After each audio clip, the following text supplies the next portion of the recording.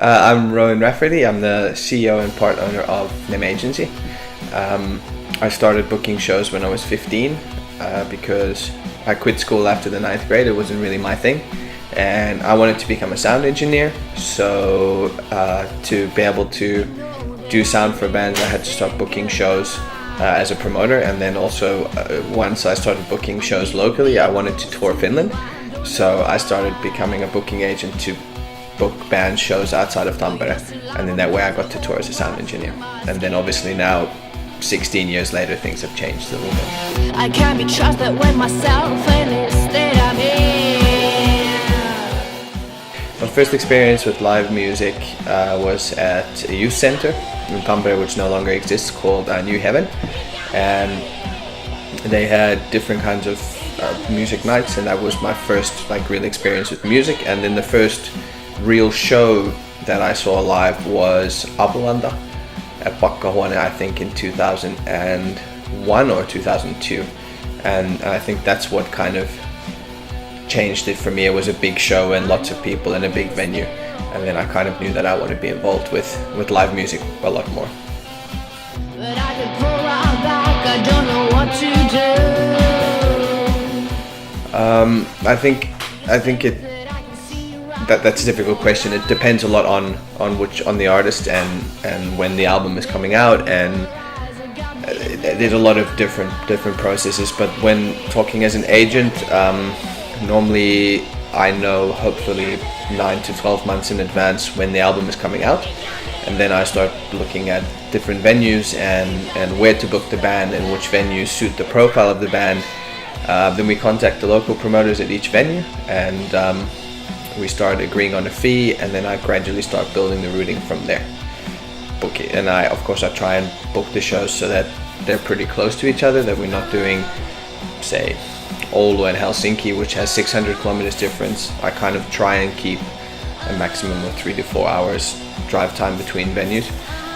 But it really depends. And then if we're bringing an international band into Finland, then it works a little bit different to local bands.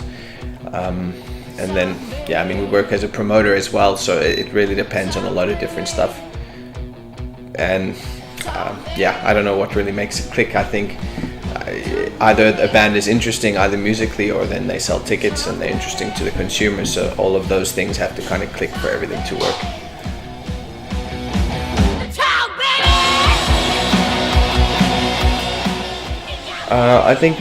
I think one of the big obstacles, it depends again on the band and how big or small they are, but probably one of the biggest obstacles is that everybody doesn't know the band that you're managing, especially when working outside of Finland and trying to get the band to tour outside of Finland in say Europe, or to get a record label deal outside of Finland.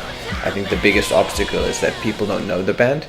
So what we try and do is build a nice press kit for the band to use, and we're full of links and bio and music videos and stuff like that. And then hopefully through a good looking press kit, then it's easier for the people who do not know the band to know the band. And then also by using a lot of different contacts, sometimes the band I'm managing has toured with the band which is bigger, and then we can reach out to this band's contacts through the other band, and they can tell their manager or their agency or their record label, hey, check this band out. But I think the biggest obstacle is that, and then of course getting a record deal and getting an international agency and all of that stuff. So, but then when working with bigger bands, I think the biggest obstacle is scheduling with the bigger bands, to try and get all the different territories and all the different record label requests and everything to fit into a calendar, with also having enough time for the artist to rest as well. And money.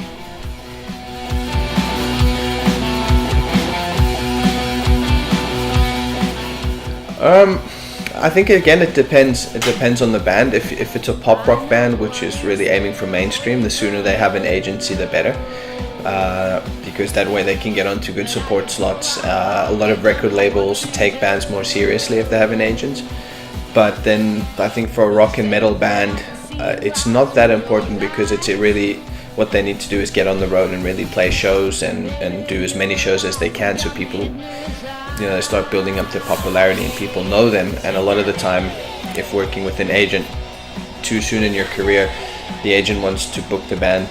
The venues are either too big or the fee is too big. A lot of smaller kind of punk underground venues do not want to buy bands from agents because they know that the price is more expensive than if they book directly with the band. So what we've done a lot of the time with our smaller artists is that we kind of do a 50-50 deal where we book them shows, but they also allowed to book their own shows. And then that way the band can play the smaller venues and stuff where there's no money, but it's important for the artist profile, and then we book the bigger shows and the support stuff. So I think again it all really depends, but I think if you're a small band, you don't want to be controlled entirely by an agency. But again, if you're a pop band, it's very different to being a metal or a punk band.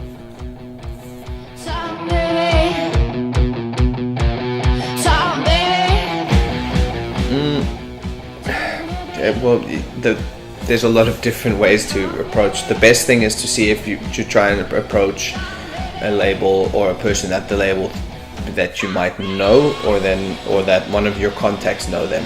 A lot of the time, okay, we're an agency, but a lot of the time we get like 20, 30, 40 emails a week about a new band who wants a contract, and a lot of the time we don't have all the time or the energy to listen to all of them. But if one of my artists say, this is our friend's band, could you listen to them, then of course we get to know the band, because it's a personal kind of contact. So when contacting a record label, I think the most important is to try and find a personal contact with the A&R that you're trying to reach out to. If that doesn't work, I mean, there's email and phone calls, stuff like that. I don't think that very many people listen to CDs anymore. Like, I know that my laptop, which I've had for almost 2 years, doesn't have a CD player. We don't have a CD player in this office at all. I think the only person who has a CD player is our publicist Marco, because he has an old Mac. But none of us have a CD player, so we get sent a lot of CDs, which are obsolete for us. I don't even have a CD player at home.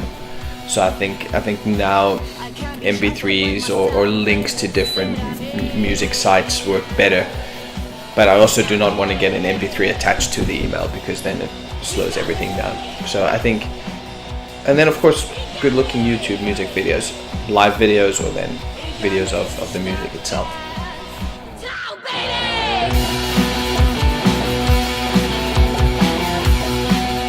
Well, obviously when they have music, and preferably music which is good and not bad, because I think another thing where bands make big mistakes is that they send in material which is not ready, material which does not sound good.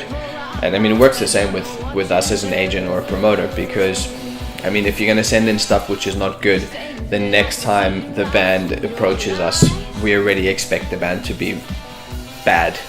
So even if they've got exceptionally better, we might not even bother to listen to the material, or even if we do listen to the material, we're very skeptical about what's going on.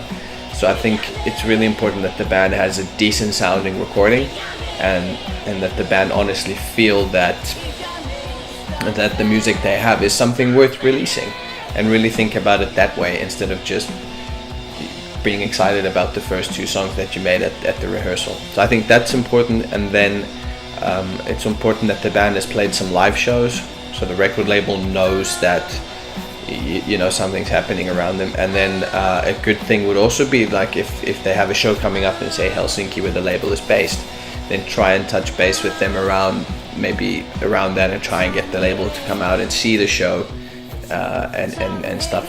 So I think if you're not going to play Helsinki in 6 months, it might be a little bit useless to contact a record label. But the more stuff the band has, the better.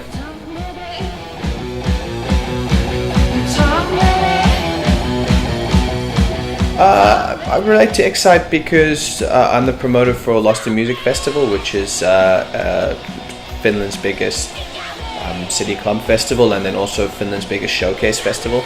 And we've been working with Excite now for a few years. Well, I've been the promoter for 2 years.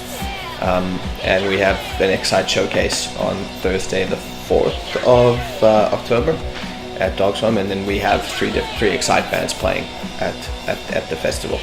Two 2 foreign bands and 1 Finnish band.